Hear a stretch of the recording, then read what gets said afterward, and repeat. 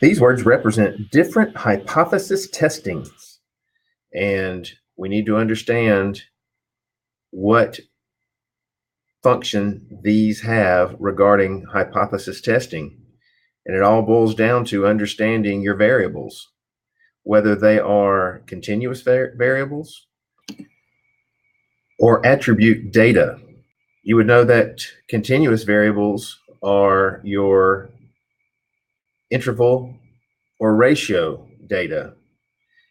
Continuous variables are what we use mainly in quantitative analysis, and they have interval or ratio, as we stated. The difference between the two is ratio has an absolute zero, whereas interval does not. Interval can have a negative number.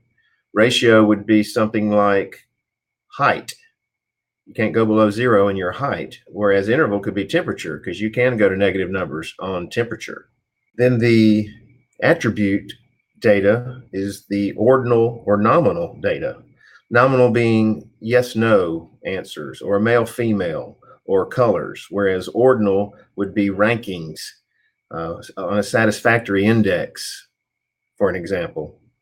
Once we understand what kind of data we have, then we can look at other questions to determine which test should be used for a given scenario. So next we would look at the number of samples or groups. Is it one group that we're studying, two groups that we're evaluating, or multiple groups which are paired together? And then lastly, we need to understand what is the purpose of the study? What are we really trying to understand or figure out or test? So then using the data, knowing the number of groups or samples, and the purpose will help direct us to the appropriate hypothesis test. And now the words are more organized to kind of give us a feel of which tests would go with which data.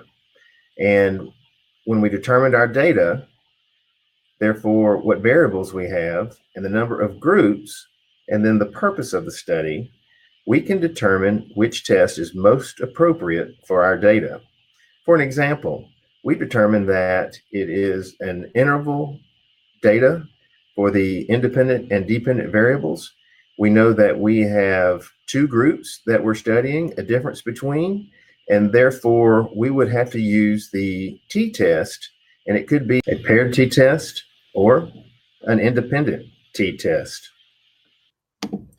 If there were more than two groups being compared against each other, we would determine to use the ANOVA test. And if there were more than two groups, yet there were pre and post testing of each group, we would have to use the repeated measures ANOVA. And if we determine that we have nominal or ordinal data, we would use a different test. And the ones that I've listed on the left side of the chart, nominal data again is the different colors, could be a gender, could be a yes or no question. So if we had some nominal data, maybe males and females, and we were testing to see what food they liked the best and whether or not they had 4 or 5 to choose from of the different types of food, then we would have to use a chi-squared test.